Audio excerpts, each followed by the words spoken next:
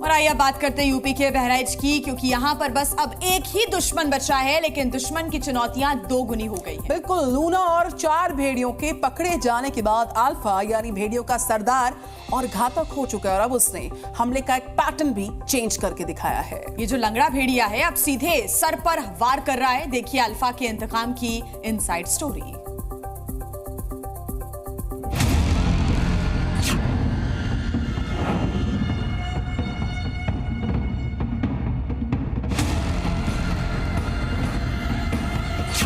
पिंजरे में कैद लूना भले ही असहाय हो चुकी हो, लेकिन लूना की तलाश में भेड़ियों का सरदार अल्फा बदले की आग में सुलग रहा है।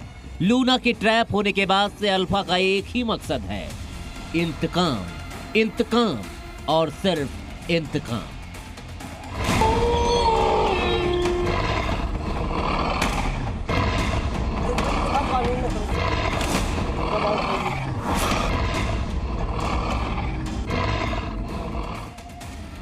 लूना और अपने साथियों से बिछड़ने के बाद अल्फा कुछ इस कदर बदले मूड में है कि पिछले 24 घंटे में ही अल्फा ने 4 लोगों पर हमला किया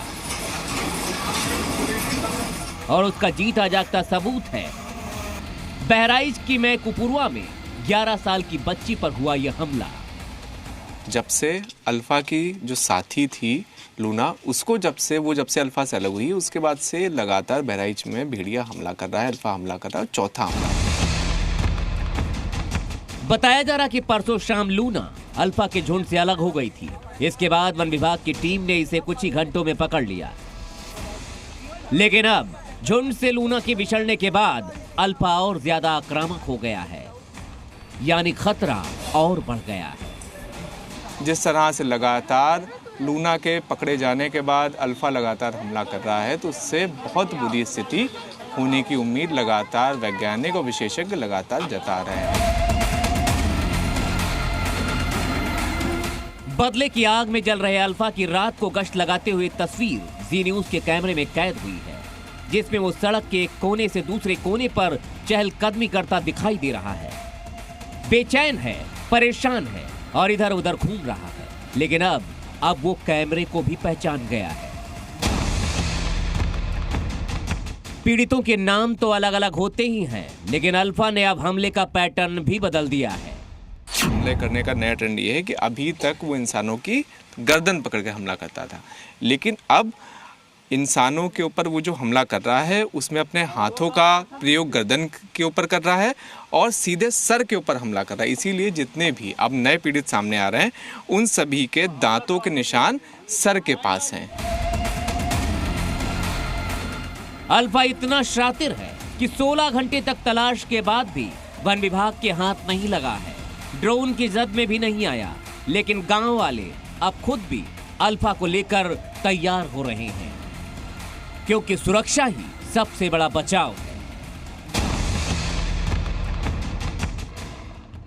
जानकार मानते हैं कि जैसा कि कैमरे में दिखा, अल्फा अपने साथियों की जुदाई में खूंखार हो चुका है। 6 भेड़ियों ने बहराइच में जो दहशत फैलाई थी, अल्फा अकेले उससे भी ज्यादा खतरनाक पलटवार की फिराक में है।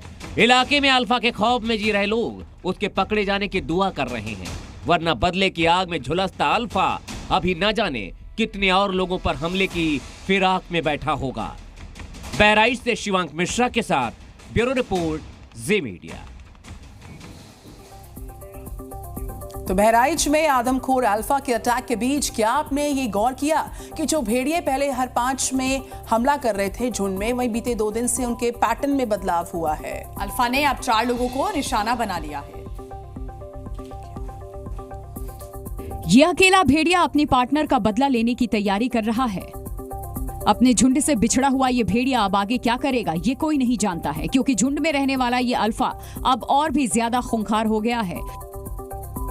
भेड़ियों के पैक में एक दिलचस्प सी हायरार्की होती है। सरदार अल्फा होता है, उसकी पार्टनर को लूना बोला जाता है, बीटा सेकंड इन कमांड होता है, गामा बूढ़े भेड़िए को कहते हैं और जेटा होता है वॉर जनरल जो शिकार में माहिर होता है।